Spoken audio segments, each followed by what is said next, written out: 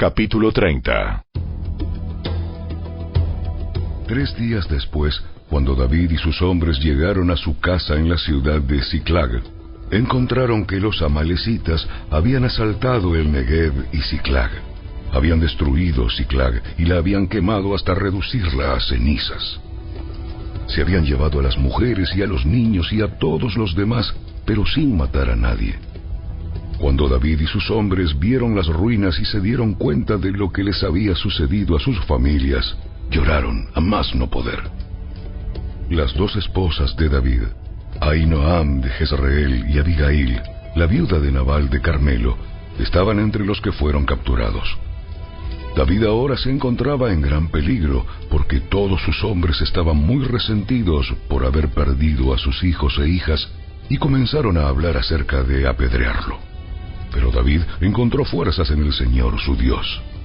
Entonces le dijo a Abiatar, el sacerdote: «Tráeme el efod». Así que Abiatar lo trajo, y David le preguntó al Señor: ¿Debo perseguir a esta banda de saqueadores? ¿Los atraparé? Y el Señor le dijo: Sí, persíguelos. Recuperarás todo lo que te han quitado. De modo que David y sus 600 hombres salieron y llegaron al arroyo de Besor. Pero 200 de ellos estaban demasiado cansados para cruzar el arroyo, por lo que David continuó la persecución con 400 hombres. En el camino encontraron a un egipcio en un campo y lo llevaron a David. Le dieron pan para comer y agua para beber. También le dieron parte de un pastel de higos y 2 racimos de pasas, porque no había comido ni bebido nada durante 3 días y 3 noches.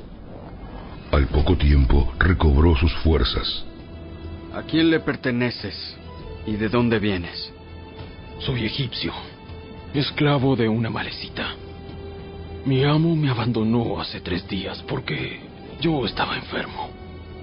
Regresábamos de asaltar a los cereteos en el Negev, el territorio de Judá y la tierra de Caleb, y acabábamos de incendiar Siclag. ¿Me guiarás a esa banda de saqueadores?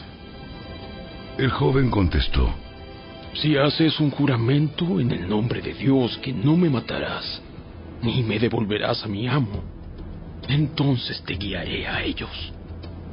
Así que guió a David hasta los amalecitas y los encontraron dispersos por los campos, comiendo, bebiendo y bailando con alegría por el enorme botín que habían tomado de los filisteos y de la tierra de Judá. Entonces David y sus hombres se lanzaron contra ellos y los mataron durante toda la noche y durante todo el día siguiente hasta la tarde. Ninguno de los amalecitas escapó, excepto 400 jóvenes que huyeron en camellos.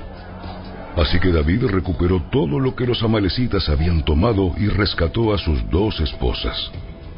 No faltaba nada, fuera grande o pequeño, hijo o hija, ni ninguna otra cosa que se habían llevado. David regresó con todo. También recuperó los rebaños y las manadas, y sus hombres los arrearon delante de los demás animales.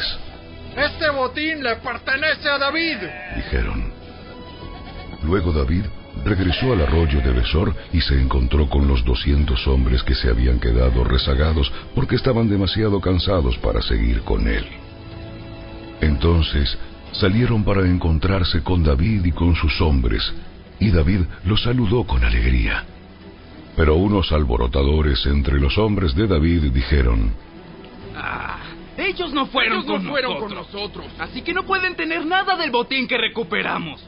Denle sus esposas e hijos y díganles que se vayan.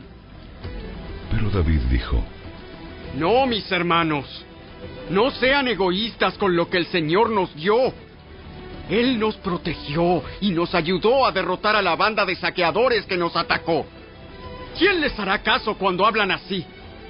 Compartiremos por partes iguales, tanto con los que vayan a la batalla como con los que cuiden las pertenencias.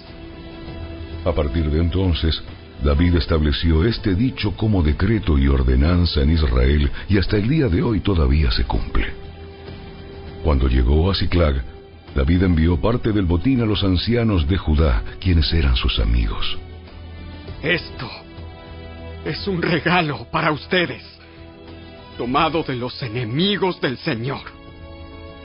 Los regalos fueron enviados a la gente de las siguientes ciudades que David había visitado: Betel, Ramot Negev, Jatir, Aroer, Sifmot, Estemoa, Racal, las ciudades de Jerameel, las ciudades de los ceneos, Orma, Corazán, Atac, Hebrón, y a todos los demás lugares que David había visitado con sus hombres.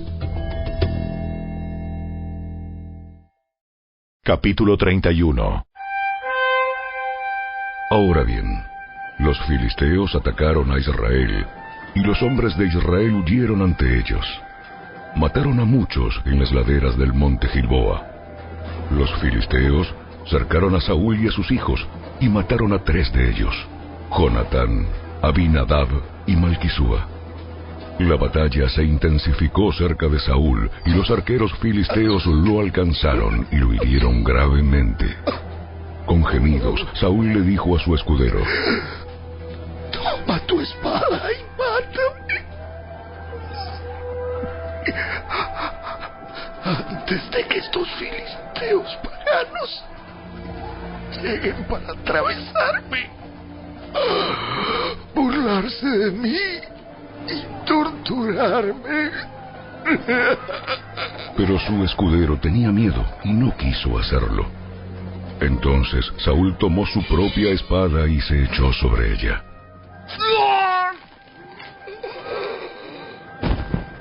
Cuando su escudero vio que Saúl estaba muerto, se echó sobre su propia espada y murió junto al rey. Así que Saúl, sus 3 hijos, su escudero y sus tropas murieron juntos en ese mismo día. Cuando los israelitas se encontraban al otro lado del valle de Jezreel y más allá del Jordán, vieron que el ejército israelita había huido y que Saúl y sus hijos estaban muertos. Abandonaron sus ciudades y huyeron. Entonces los filisteos entraron y ocuparon sus ciudades. Al día siguiente, cuando los filisteos salieron a despojar a los muertos, encontraron los cuerpos de Saúl y de sus 3 hijos en el monte Gilboa. Entonces le cortaron la cabeza a Saúl y le quitaron su armadura. Luego proclamaron las buenas noticias de la muerte de Saúl en su templo pagano y a la gente en toda la tierra de Filistea. Pusieron su armadura en el templo de Astoret y colgaron su cuerpo en la muralla de la ciudad de Bet-San.